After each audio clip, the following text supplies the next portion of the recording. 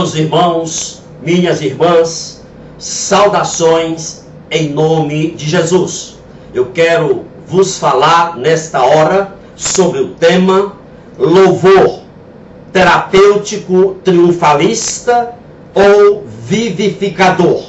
Apocalipse 19:1 está escrito: depois destas coisas ouvi no céu como que uma grande voz de uma grande multidão que dizia: aleluia, a salvação e a glória e o poder pertencem ao nosso Deus.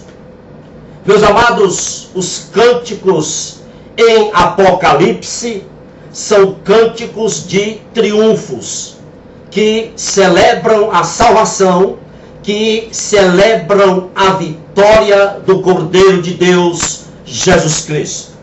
Os nossos cânticos, os nossos louvores devem se espelhar nos cânticos celestiais descritos em Apocalipse.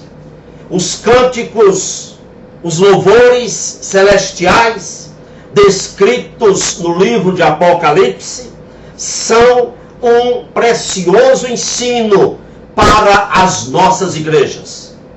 Quando lemos os capítulos 4, 5, 11, 12, 15 e 19 de Apocalipse, vemos uma exaltação à obra de Cristo. Vemos o enaltecimento do triunfo de Cristo sobre o poder do mal. Constatamos o enaltecimento da imbatibilidade da igreja. Constatamos o enaltecimento da santidade e do poder criador de Deus. Portanto, é assim que deve ser os nossos cânticos e os nossos louvores. É preciso resgatarmos a história da fé nos nossos cânticos. É preciso resgatarmos a soberania de Deus em nossos louvores, em nossos cânticos. Jesus constituiu a igreja. Ele a comprou com seu sangue, com a sua morte, e no terceiro dia ressuscitou. Esquecer da morte de Cristo, da cruz, do seu sangue derramado, da sua ressurreição e da sua volta nos nossos louvores, é esquecer o fundamento da vida cristã. Portanto, precisamos cantar a cruz, precisamos cantar o sangue derramado, a ressurreição e a volta de Jesus. A falta desses cânticos na igreja empobrece o culto, empobrece a vida do crente, empobrece a vida da igreja. Muitos de nossos cânticos são generalistas, falam de Deus como se Deus fosse uma força, como se Deus fosse uma energia. Meus amados, nós louvamos, os nossos louvores devem exaltar Deus como o Deus pessoal e relacional. Nós louvamos o Deus que se manifestou na pessoa humana, histórica, real e concreta de Jesus de Nazaré. Louvamos o Deus que esteve entre os homens na pessoa de Jesus de Nazaré. Não louvamos algo irreal, imaginário, utópico, abstrato. Não louvamos nenhuma energia, nenhuma força. Louvamos o Deus encarnado na pessoa de Jesus de Nazaré. Portanto, meus amados, os nossos louvores, os nossos cânticos devem ser uma apoteose, como são os cânticos descritos no livro de Apocalipse. Os nossos louvores, os nossos cânticos devem alcançar o clímax que leve as pessoas a saírem abaladas do templo com a seguinte consciência: Deus estava presente.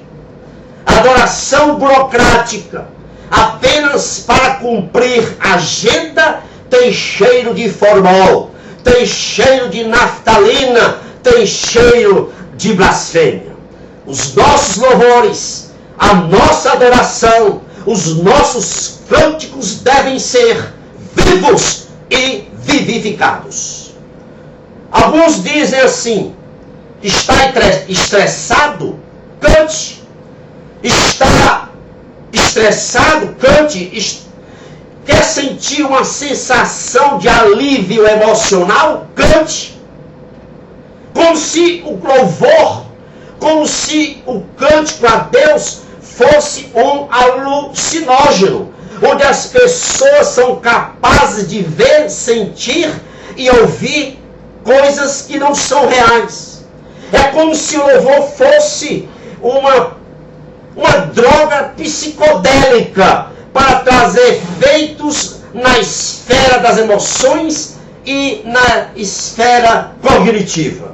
Meus amados, os nossos louvores, os nossos cânticos devem estar engajados na vitória de Jesus, e não para reduzir estresse, e não para elevar autoestima, e não para dar alívio emocional a nós ou às pessoas. Os cânticos, lamentavelmente, que satisfazem a sociedade atual são cânticos triunfalistas. Alguns dizem assim: louve a Deus e tome posse da bênção. Ora só, louve a Deus e tome posse da bênção. Essas pessoas associam, vinculam os louvores à posse de bênção. A função do louvor não tem nada a ver com tomar posse. A função do louvor não é tomar posse de nada. Quando louvamos a Deus, temos que fazer exatamente o contrário. Não temos que tomar posse de nada. Pelo contrário, temos que ceder a posse. Temos que abrir mão e deixar que aquele que tudo pode, Jesus Cristo, assuma o leme da nossa vida. Lamentavelmente, os louvores em muitas igrejas estão sendo tratados por categorias terapêuticas triunfalistas. E estão levando as pessoas a buscarem autorrealização, a buscarem reconhecimento. Isto é grave, meus amados. Há uma música que diz que você é uma raridade. Isto é uma apologia ao narcisismo. Isto tem gerado no meio evangélico patricinhos e mauricinhos. Tem conduzido as pessoas a serem muito mimadas. Hoje as igrejas estão cheias de mauricinhos e patricinhas. Em Romanos 3,9, Paulo grita, ele diz: somos nós mais excelentes? Somos nós extraordinários? Raros? Ele faz uma pergunta e responde: de maneira nenhuma. A Bíblia diz, meus amados, que nós fomos salvos pela misericórdia de Deus, e não porque somos raros. Quando éramos incrédulos, não éramos raros. E agora, depois de servo de Deus, depois de crentes, também não somos raros. Jesus, sim, ele é uma raridade, porque é ele, somente ele, o único centro do Evangelho. É ele, somente ele, que salva o pecador através do arrependimento do pecador. Nos versículos 1, 3, 4, 6 do capítulo 19 de Apocalipse, vemos a palavra aleluia nesses versículos todos, 1, 3, 4, 6 e 19, e no capítulo 19. A palavra aleluia aparece aí. isso indica grande exultação ao Santo Deus. E lá no versículo 6 do capítulo 19 de Apocalipse, descreve aí um volume de voz, semelhante ao fragor de águas torrenciais e ao ribombar de fortes trovões, entoando aleluia ao Santo Deus Todo-Poderoso. Uma adoração apoteótica. É assim que deve ser a nossa adoração dentro da igreja, tanto coletiva como individualmente. Adoração apoteótica. A nossa adoração não pode ser melancólica, tem que ser jubilosa, tem que ser apoteótica, como está ali descrito em Apocalipse. Os cânticos terapêuticos triunfalistas, eles falam dos supostos direitos dos crentes e nunca do direito que Deus tem sobre as nossas vidas. Esquecem que a vida cristã é submissão total aos planos de Deus. Por isso que os cânticos triunfalistas, terapêuticos, triunfalísticas, eles têm o que eu chamo de efeito sorrisal. Todos nós sabemos o que é o sorrisal. E o que é que ocorre quando você coloca um sorrisal dentro de um copo que está cheio d'água? Quando você coloca, o volume cresce. Há uma chiadeira, um ruído, um barulho, uma efervescência, tudo se move e começa a borbulhar. Mas logo depois, cessa a chiadeira, cessa o ruído, cessa o barulho, cessa a efervescência. O efeito sorrisal é o que estamos vendo em muitos louvores nas igrejas.